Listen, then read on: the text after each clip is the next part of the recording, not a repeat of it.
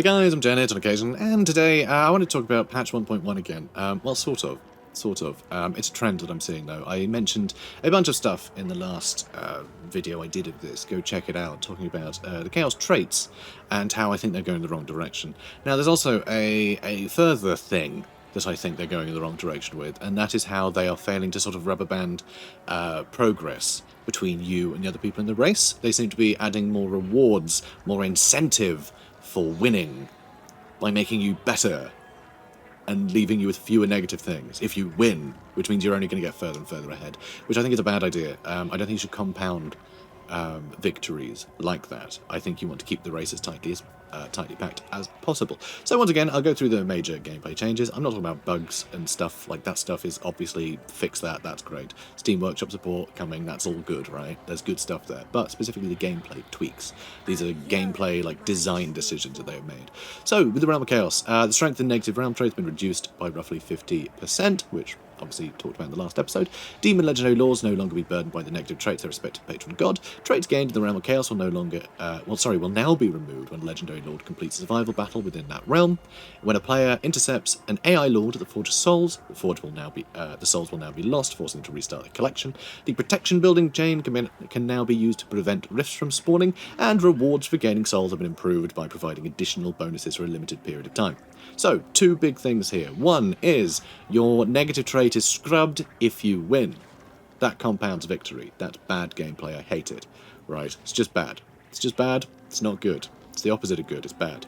And rewards are now given, right? Additional bonuses. And they clearly know that compounding victory is a bad idea because they've made it a limited period of time for that extra bonus, which, I mean, it shows that they know that it would break the game if that was the incentive. If the incentive was to go to a particular area, pick up the bonus from that area, and, you know, ride that bonus for the rest of the campaign, that would suck. So it's a limited period of time. So they're clearly aware that bonuses are just a bit bad there. It's just sort of disguising the fact that there are some gameplay mechanics that just don't work, disguising them by going, oh, but you get a prize at the end if you can stomach it, which isn't really good enough, right? I don't think that's good enough. It's good enough for now. Like I said in the last discussion I had about this patch, it does make the game better overall, but it doesn't make it better by improving things. It makes it better by just sort of getting rid of the stuff that people find tedious, rather than making it interesting from a sort of, you know, narrative or gameplay perspective, I suppose. So, but you can change this, right? So there's a few things that can be done here, just very easily. So, what I'm going to do is I'm going to shift over to the gameplay here. So, a random save from my Miao Yin campaign, where I happen to be in the realm of Slaanesh, because this is a great example of how things can be done to sort of fix this. So, what you really want to make this part of the game feel meaningful, because a big problem right now is that people don't find the Realm of Souls stuff meaningful. They see it as just something they have to get through. The stuff they see as meaningful is the stuff in the campaign map, right? The empire building, all that stuff. That's the bit that people are engaging with, and this stuff is just seen as a distraction from that. And generally a distraction from different gameplay mechanics are nice, is why games put in mini-games, right, to sort of break up the gameplay a little bit. But this, to me, feels a bit like a mini-game, because it's not as engaging as it could be.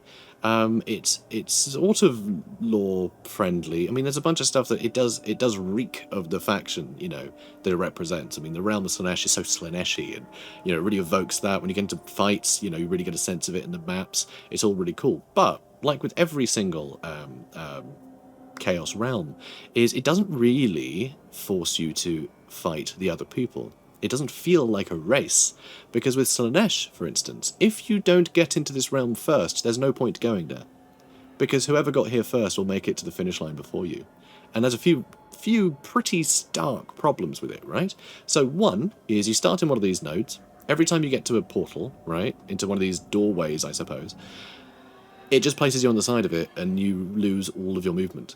So you can't move anymore the rest of the turn. So even if you're a very fast character that's put a bunch of skill points and, you know, followers and traits and everything into campaign movement range, it doesn't really help you at all, which, you know, that's a bit disappointing. So even if you know you could normally catch up to someone, you can't now, which is a bit sad. But also, the enemies spawn in random places. So I say change two things. Okay, make it so you still have movement when you go through a portal, right? Obviously, Whether you land on the other side or not depends on whether or not you actually accept Slanesh's, proposed gift, bribe, really, for leaving his realm. But you still get movement, right? So you can maybe even go through a couple of portals, right? Maybe go through a couple. But what you want to do is make the portals a challenge. So, instead of having the enemies spawn in random places, have them spawn at each portal. Every single one, right? Every single one of these should be, do you want lots of fun things? And you go, no! You have a battle. Now you might think, alright, well, seems like a lot to get through. Yes, it is a lot to get through, but only if you're in the lead. Because now, with that system in place, if I go through this portal, and I go through another, and I go through another, and I'm blitzing ahead, I'm probably taking a lot of damage from fighting all these armies. So I'm going to have to spend some time in campstones to recover from all those battles. Meanwhile, my opponents, the people who are behind me, they are going to be able to get through these portals more easily. Now, they might be on the other side, right? If everyone enters at a similar pace, then they're all going to be coming in at different angles. They're all going to have their fair share of battles. But the closer you get to the middle, the closer you are to portals that have already been cleared. And that's the case for you and the AI. And so you end up in a position where the people at the front are taking the most damage, so they're having to go slowly in order to recover their losses, while the people at the back are having to bump into fewer obstacles, so they're able to blitz through. And so you end up with the pack getting closer and closer. It doesn't matter when you enter, because you'll be able to blitz through it if there's no one else, nothing in your way anymore, because your opponents have actually, scoured the path for you. And you also end up in really interesting positions where, say, we're right down at the bottom. I might actually be the one behind, right? I might be, say I'm playing Zardina Katalin here. I might see that Miao Yin is pushing through. And I'm going to let them take the hits, right? I'm going to attack them once they've carved a path straight through for me. I'm just going to follow them. And now, Miao Yin has to make the decision. Do I keep pushing through? Slowly having to recover, possibly getting attacked after a battle by Zardina Katalin, or do I double back and beat the crap out of her, and then I can go through scot-free? Suddenly there's meaningful decisions. Do I push forward with the objective in order to get there first, knowing that I might weaken myself too much to compete with the people following me, or do I double back, make sure that I can get rid of them and go through at my own pace? I think that's really fun. I think that's a really cool situation to be in, and that would actually rubber band the place. Now, you might think, is that really necessary? And I'd say yes, because it is a race, and so I am going to use the not actually at all tenuous comparison of Mario Kart. I know, seems weird, right? But this is Mario Kart, guys. This is Mario Kart. Except instead of throwing a green shell, you're doing a battle. It's the same thing. It's positioning, relative positioning on the track, and attacking each other. It's the same thing. Do you know what Mario Kart does really well? It has a blue shell. It has a blue shell. The person at the back can pick up a blue shell, which will always home in on the person right at the front and blow them up. It loses them so much time, and that means that the race gets tighter and tighter. Every participant ends up closer together. The people at the front have the biggest burden of getting hit by the most enemies, right?